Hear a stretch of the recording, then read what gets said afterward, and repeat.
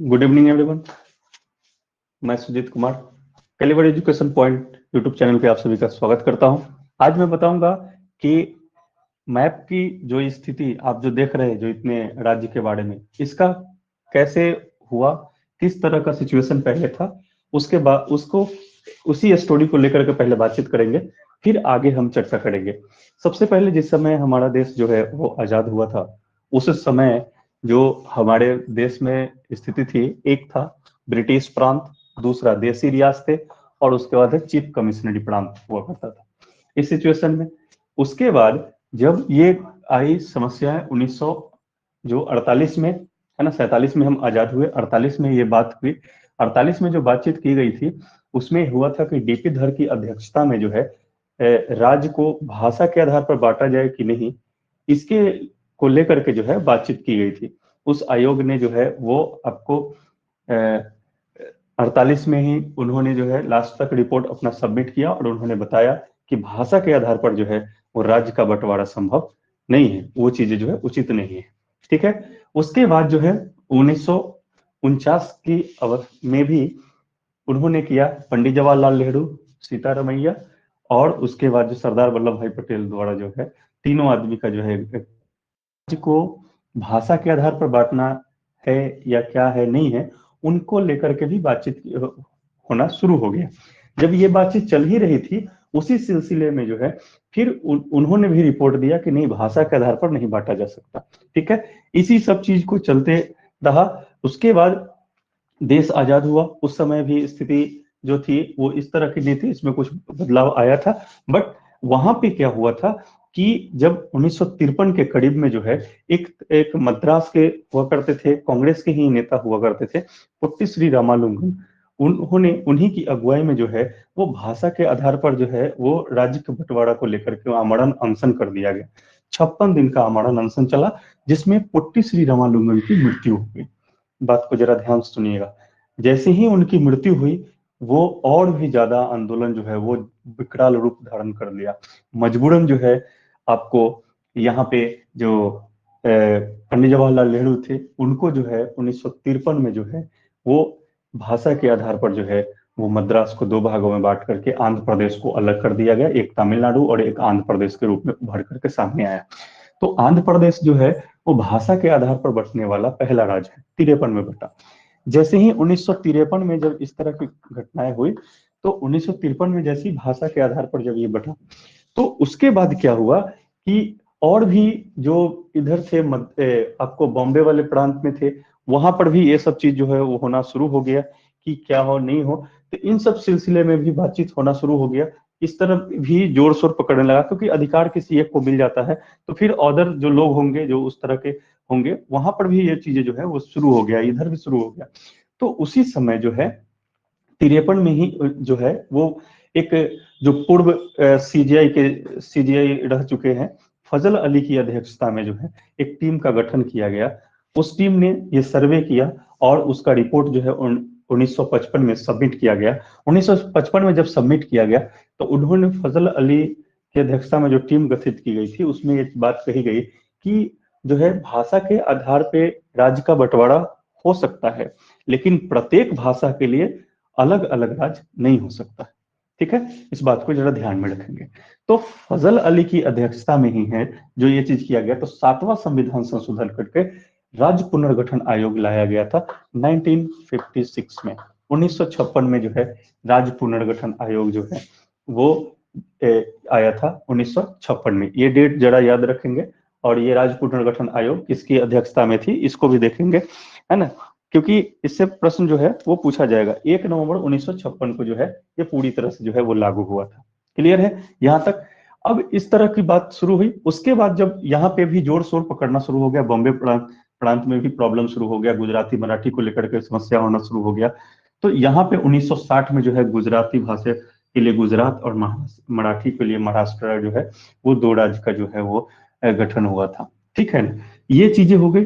और जैसे ही ये चीजें हुई तो 60 के बाद 61 में जो हुआ, आप देख रहे हैं यहाँ पे गोवा, और यहीं पर जो है एक है दमन एंड दीव, दादर नगर हवेली। ये तीन जगह पे है, दादर नगर हवेली और दमन एंड दीव। ये सब अलग अलग हुआ करते थे, दमन और द्वीप एक साथ, और दादर नगर हवेली जो यहाँ पे है वो एक साथ हुआ करता था, एक केंद्र शासित प्रदेश। बाद में बताएंगे फिर कैसे कैसे क्या हुआ। तो इन सब पर जो है वो पुर्तगालियों का कब्जा था, उसको जो है उसको जो खत्म किया गया था, आपको एक ऑपरेशन चला करके जो है यहाँ से जो है भगाया गया पुर्तगालियों को, और उसके बाद जो है पूर्णतः जो है भारत का हिस्सा बन करके सामने उभर करके आया। ठीक है, तो ये चीजें हुई। लेकिन 1954 में ही, है ना, 1954 में ही जो यहाँ पे आप देख रहे हैं, यहाँ पे आप पुदुचेरी का इलाका देख रहे हैं। पुदुचेरी जो ऐसे मैं अभी बताऊंगा, पुदुचेरी जो है, पुदुचेरी के जो चारों जिले हैं वो चारों में जो है वो फ्रांस का कब्जा था। तो फ्रांसीसी जो थे 1954 में ही भारत को सुपुर्द कर दिए थे, और वो लोग यहाँ से चले गए थे। ऐसा नहीं कि सभी लोग चले गए थे, उनके और भी लोग जो भारतीय हो गए, यानी नागरिकता यहाँ के स्वीकार करके जो यहीं पे हैं। ठीक है ना, ऐसे भी यहाँ का ये चीजें जो है वहां की अभी भी संस्कृति सभ्यता यहाँ पे देखने को मिलती है। खैर ये चीजें हैं, तो यहाँ पे हो गया। तो इस तरीके से जैसे ये बटा, फिर उसके बाद जाकर के फिर पंजाब में ये चीजें होना शुरू हो गया, हरियाणवी पंजाबी को लेकर के। तो इस तरह से बढ़ते बढ़ते जो हमारा जो अभी वर्तमान में जो समय अभी है, वर्तमान समय में 28 राज्य जो हो चुके हैं और 8 केंद्र शासित प्रदेश। कैसे कैसे, मैं उसके बारे में भी चर्चा करता हूँ। पहले जब ये चीजें हो चुकी है थी, तो ये सब चीजें करते करते 2000 का समय आया। 2000 में जो है वो दो राज्य बचा, जिसमें मध्य प्रदेश, उत्तर प्रदेश और बिहार, ये दो राज्य जो है वो आपको बट करके अलग आए। जैसे 26वां राज्य के रूप में जो है वो छत्तीसगढ़ बाहर आया, जो एमपी से कट करके ये जो है वो आपको आ गया, ये एक बना।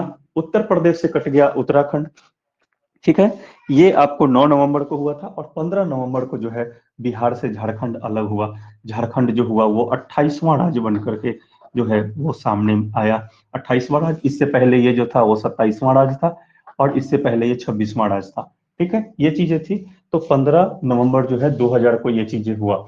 उसके बाद सब चीजें चल रही थी। फिर 2 जून 2014, 2 जून 2014, 2014, 2 जून 2014 को इसी आंध्र प्रदेश को, जो भाषा के आधार पर पहली बार बटा था, इसी से एक जो राज्य उभर करके आया जिसको तेलंगाना बोला गया। तो ये तेलंगाना जो है वो आपको 2 जून 2014 को 29वां राज्य बन करके जो है वो सामने आया। ठीक है, ये 29वां राज्य 2014 में ये बन करके तैयार हुआ। ठीक है, तो यहाँ पे हो गया। उस समय राज्यों की संख्या कितनी थी? 29। फिर उसके बाद समय आया जब 2019 की बातचीत आई। उस समय केंद्र, ये जो आपका जो देखने को मिल रहा है जम्मू एंड कश्मीर, हमने इसमें अभी का मैप क्रिएट किया है, बट ये जम्मू कश्मीर का जो भाग था ये भारत का अभिन्न अंग था, जिसे भारत का अंग बनाया गया।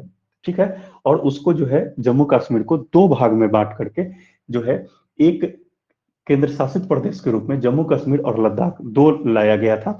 और इसमें क्या हुआ कि ये चीजें जो हुई थी वो 31 अक्टूबर 2019 को हुआ था। डेट जरूर याद रखें। तो दो केंद्र शासित प्रदेश यहाँ पर उभर करके आए, और एक राज्य खत्म हो गया।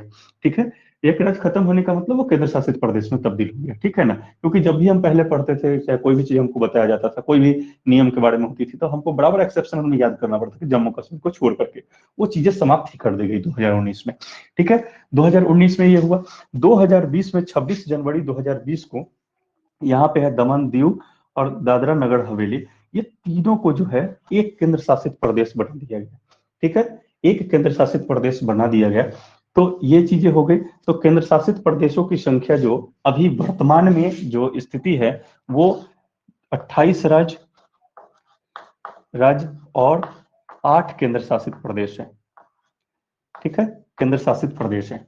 ठीक है, कौन कौन से हैं मैं उस पर थोड़ा सा चर्चा करूं एक बार।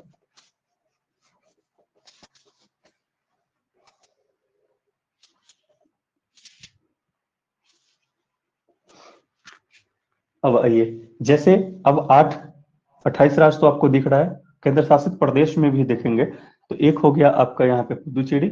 उसके बाद यहाँ पे दमन एंड दीव, दादर नगर हवेली, जिसकी राजधानी जो है वो दमन है। इसको जरूर याद रखिएगा, लेटेस्ट चीजें हैं, हो सकता है प्रश्न पूछा जा सके। उसके बाद यहाँ पे हो गया जम्मू कश्मीर और लद्दाख हो गया। तो यहीं से शुरू करते, जम्मू कश्मीर लद्दाख दो, और उसके बाद यहाँ पे जो हो गया वो आपका दिल्ली हो गया। उससे पहले जो यहाँ पे है चंडीगढ़ हो गया। तो यहाँ पे 4 और यहाँ 5, 5 हो गया, यहाँ 6 हो गया, और ये 7 हो गया लक्षद्वीप। और एक इधर में जो है वो अंडमान निकोबार है। ठीक है ना, अंडमान निकोबार। अंडमान निकोबार जो हो गया, ये 8 जो केंद्र शासित प्रदेश भारत में है, ठीक है ना। तो अब आते हैं, तो ये इस तरह का स्ट्रक्चर हमको देखने को मिला। अब यहाँ पे जो राज्य जो बट करके आए, पूरी चीजें हमने आपको क्लियर कट बताया।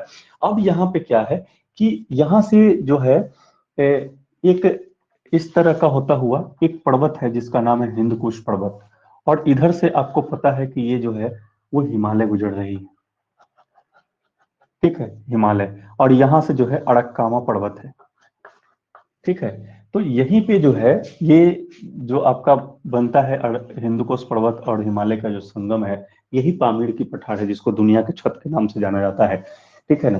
तो यहाँ पे इन दोनों के संगम से मिला हुआ है। और इस तीन पहाड़ी, एक हो गया हिंदुकुश पर्वत, अड़कामा पर्वत और हिमालय, इन तीनों के बीच में जो है जो भी इस देश है ना, उन सबको भारतीय उपमहाद्वीप बोला जाता है। भारतीय उपमहाद्वीप कहने का क्या मतलब है, क्योंकि इसमें इस पूरे जो भी इस घेरावा के अंदर में है, सबसे बड़ा देश जो है वो भारत है क्षेत्रफल में। आप देखें या पॉपुलेशन में भी देखेंगे तब पर भी, तो इसीलिए इसको भारतीय उपमहाद्वीप बोला जाता है। भारतीय उपमहाद्वीप में आपको जो आते हैं देश, पाकिस्तान आता है, नेपाल हो गया, उसके बाद यहाँ पे भूटान हो जाएगा, बांग्लादेश हो जाएगा, फिर इसके बाद जो हो जाएगा यहाँ पे आपको देखने को मिलेगा श्रीलंका, और यहाँ पे मालदीव। ये चीजें जो है यहाँ पे आपको देखने को मिला। तो ये तमाम चीजें जो है वो आपको भारतीय उपमहाद्वीप में जो है वो देखने को मिला, ठीक है। अब आते हैं भारतीय उपमहाद्वीप में, हमने ये सब चीजें देखा। अब यहाँ पे अब हम देखते हैं कि जैसे ये जो हम अभी देख रहे हैं कि किस तरह से कौन सा क्या यहाँ पे है, तो यहाँ हम जो चर्चा कर रहे हैं जो लक्षद्वीप है, ये आपका अरब सागर है, सागर, और ये है आपका बंगाल की खाड़ी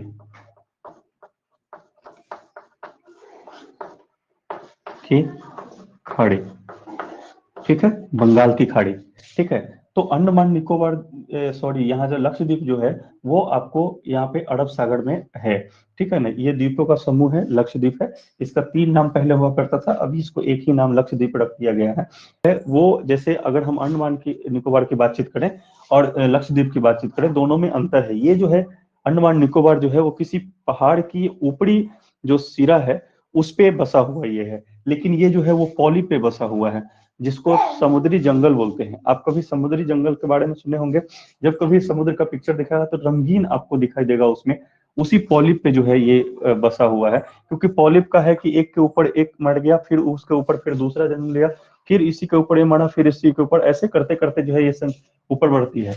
इसका जो निवास स्थान है वो न ज्यादा पानी में होता है और न ज्यादा ही ऊपरी भाग में होता है, मिडिल जहाँ पे है उसी सिचुएशन में इसका निवास होता है। और ये जो होता है जैसे ही मरने के बाद बहुत हार्ड हो जाता है, और ये इस पे धीरे धीरे जो है इसी द्वीपों का समूह है लक्षद्वीप, इसको ध्यान में रखना है। ये चीजें होगी। अब हम आते हैं जो जम्मू कश्मीर का इलाका है, ये सब चीजें आपको देखने को मिला। अब यहाँ पे हम देख रहे हैं कि ये जो है वो आपका मसालों की नगरी केरल के बारे में चर्चा होती है। यहाँ पे कभी कभी इस तरह का प्रश्न पूछा जाता है कि तमिलनाडु को लेकर के चर्चा होती है ना, जिसमें बंगाल की खाड़ी, अरब सागर और इधर है हिंद महासागर, नीचे में अगर आप देखें तो हिंद महासागर, ये तीनों का पानी जहाँ पे मिलता हुआ दिखाई देता है, या तीनों जो है किस राज्य से जो है इसका लगता है, तो वो तमिलनाडु हो जाएगा, क्योंकि यहीं पे कन्याकुमारी है जो तमिलनाडु का भाग है। तीनों को मिलता हुआ कन्याकुमारी से जो है वो देखा जा सकता है, इसको हमने आपको बताया, ठीक है। अब इसके बाद जो है वो आप देखें कि जैसे अगर हम बात करें ऐसे भी, तो भारत के जो स्थलीय भाग है, यानी जो इसका अभिन्न भाग है, उसका सबसे अंतिम पॉइंट जो है वो आपको कन्याकुमारी ही है। लेकिन अगर इसको ये तो है भारत में ही लगा हुआ है, बट इसको पूरी तरह से अगर करें तो इंदिरा पॉइंट जो है वो आपका जो हो जाएगा सबसे दक्षिणी बिंदु है। उत्तर में आ जाता है, ये आपका सियाचिन ग्लेशियर में पड़ता है इंदिरा कोल, है ना, जो भारत का सबसे उत्तरी बिंदु है। इसको जो है वो ज्यादा ध्यान में रखने की जरूरत है। क्लियर है? 1 मिनट।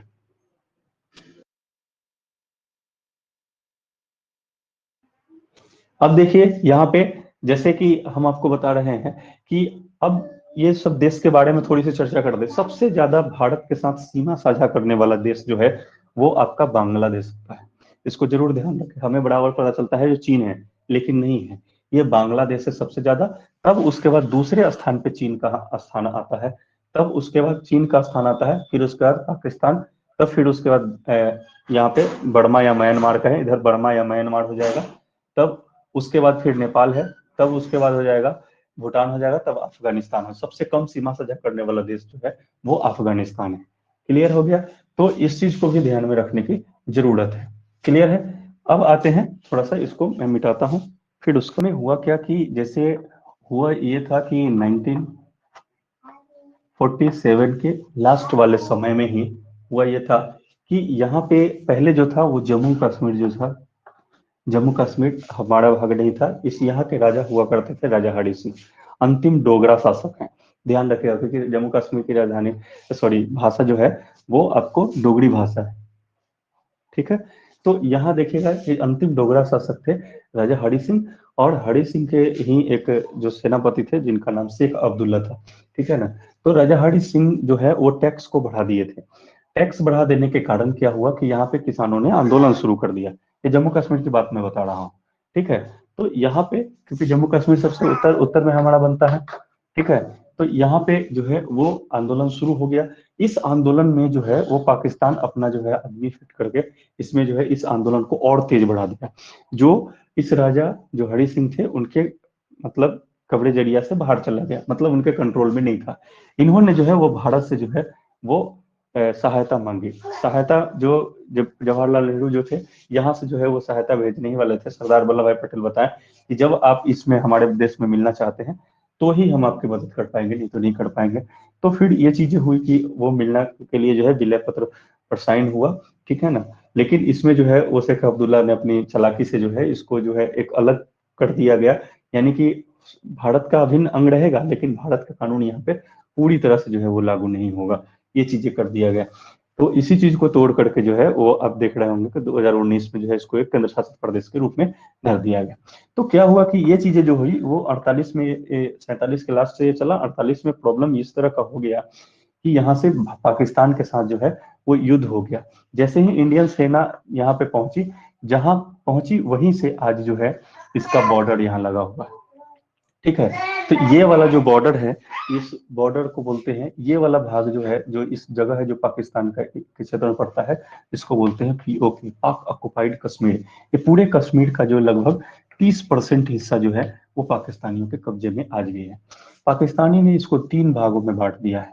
अब देखिए यहाँ से हो गया ये गिलगित और ऊपर बल्ूचिस्तान है, और ये जो है आजाद कश्मीर है।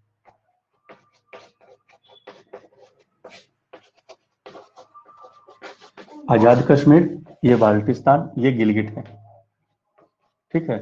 और इन तीनों की राजधानी जो है वो मुजफ्फराबाद है, यहाँ पे बना दिया गया। क्लियर है? तो ये है पाकिस्तान का जो इलाका है, और ये एलओसी बोला जाता है, लाइन ऑफ एक्चुअल कंट्रोल। ठीक है ना? तो लाइन ऑफ एक्चुअल कंट्रोल बोला जाता है इस लाइन को, ये जरा जरूर ध्यान रखें। उसके बाद क्या हुआ कि 1962 में जो है इंडियन चाइना के साथ जब वार हुआ तो ये वाला भाग जो है वो कट करके जो है इसका नाम हो गया अक्साई चीन। अक्साई चीन। ठीक है? और ये जो है पूरे कश्मीर का लगभग 10% भाग जो है ये इसके कब्जे में है। ठीक है? और इस ये जो है LAC है, लाइन ऑफ एक्चुअल कंट्रोल। ठीक है? तो ये वाला बात, ये जो हो गया वो आपका ऑक्साइड चेन का भाग हो गया। तो इसकी भी कहानी है, वो सब चीजें करेंगे। बट अब हम आते हैं यहाँ पे जो मेन कश्मीर जो है जो भारत के पास है उस पर थोड़ी सी चर्चा करें जरा। इसमें देखिएगा कि ये वाला भाग जो है ये कश्मीर का इलाका पड़ता है, और इधर जो हो गया ये लद्दाख हो गया, ये आपका जम्मू का इलाका पड़ता है। ठीक है ना? तो ये इस तरह की बातें हैं। इसमें थोड़ा ज्यादा आतंकवादी समस्याएं रहती है। लद्दाख जो है वो पूरी तरह से डेजर्ट इलाका है ना, जो ठंडा मरुस्थल के नाम से जाना जाता है। ठीक है ना? और यहाँ आकर के आप जब देखें तो ये जब बंटवारा जब हुआ, जिस समय बटा है ये केंद्र शासित प्रदेश के रूप में, तो ये पूरा यहाँ से ऐसे कर दिया गया है। तो ये पूरा भाग जो हो गया उसको लद्दाख बोला जा रहा है, और ये जो हो गया जम्मू एंड कश्मीर, इसी को बोला जा रहा है। ठीक है ना? जम्मू का नाम जो है जम्मू नदी के कारण, सॉरी, तवी नदी के कारण हुआ था। जम्मू लोचन यहाँ के राजा हुआ करते थे। मैं शॉर्ट शॉर्ट में बता रहा हूँ। ठीक है? यहाँ पे जो है ये जो पर्वत आप देख रहे हैं,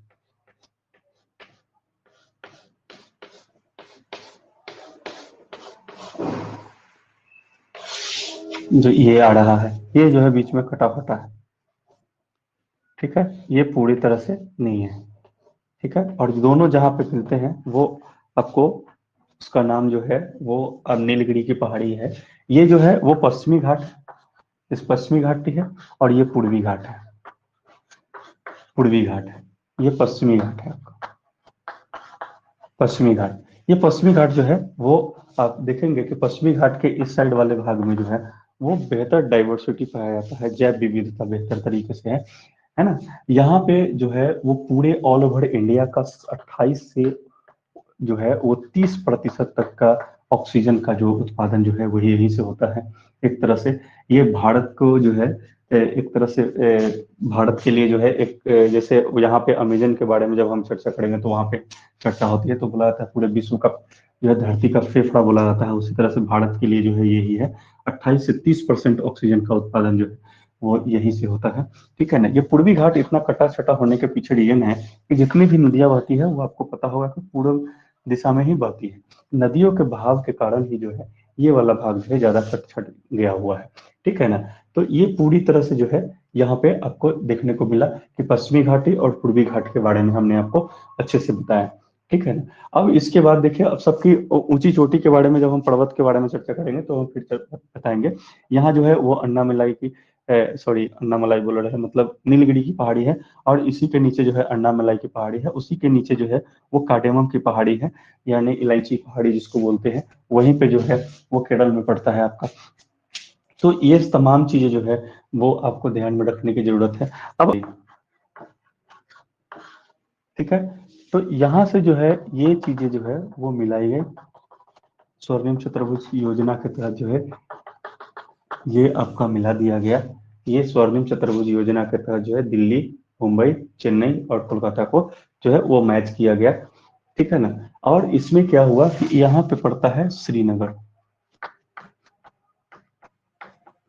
श्रीनगर यहाँ से जो है एक रोड निकल करके यहाँ है, और ये थोड़ा सा आगे बढ़ा, ये है आगरा, आगरा। और यहाँ से ये वाला भाग जो है वो आपका पड़ता है बेंगलुरु, बेंगलुरु से थोड़ा सा आगे जाते हैं कृष्णा पहाड़ी, सॉरी कृष्णागिरी जिसको बोलते हैं, पहाड़ी बोलिए बातें की, यहाँ से फिर आगे बढ़ा, फिर यहाँ पे आता है सलीम जगह का, और यहाँ से ये वाला जो भाग चला जाता है आपका कोच्चि में चला जाता है, और यही वाला भाग जो है वो नीचे कन्याकुमारी तक चला जाता है, ठीक। तो ये जो हम अभी आपको बना करके दिखाए हैं, जो यहाँ से आ गया, ये पूरा श्रीनगर से होते हुए आगरा होते हुए बेंगलुरु होते हुए कृष्णागिरी, और कृष्णागिरी से फिर सलीम, और फिर यहाँ से कोच्चि, और फिर यहाँ पे आ गया। तो इसको बोलते हैं, ये वाला भाग आपका पड़ता है उत्तर, और ये वाला भाग पड़ता है आपका दक्षिण। तो उत्तर दक्षिण कॉरिडोर जो बोलते हैं है ना, यही है उत्तर दक्षिण, श्रीनगर से लेकर के कन्याकुमारी तक कहाँ से कहाँ कैसे कैसे है उस चीज को ध्यान में रखेंगे। और एक भाग यहाँ पे आता है, यह है पोरबंदर, गांधी जी का जो जन्म स्थल रहा है। ये चीजें जो है यहाँ पे उदयपुर, उदयपुर झीलों की नगरी बोला जाता है, ये राजस्थान में पड़ता है। यहाँ से ये वाला भाग आता है, यहाँ पे जो मिलता है ये झांसी है, झांसी आपको पड़ता है मध्य प्रदेश में। झांसी यहाँ जो मिलता है फिर से आकर के, तो ये आपका पड़ जाता है कानपुर, कानपुर। और ये वाला भाग जो है यहाँ पे आकर के, यहाँ पे सिलचर, सिलचर एक जगह है जो आपको असम में पड़ता है, असम में, ठीक है। तो ये वाला भाग हो गया, तो यानी ये जो आपको खींचा गया ये पश्चिम हो गया, ये हो जाएगा आपका पूरब, पश्चिम पूरब जो है वो कॉरिडोर जो है वो पोरबंदर से लेकर के सिलचर है।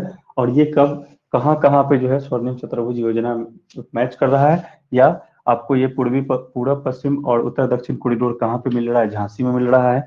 इन सब चीजों से भी आपका जो है वो प्रश्न निकल करके आएगा, आप इसको देखिए समझिए, फिर आगे जो है वो हम चर्चा करेंगे।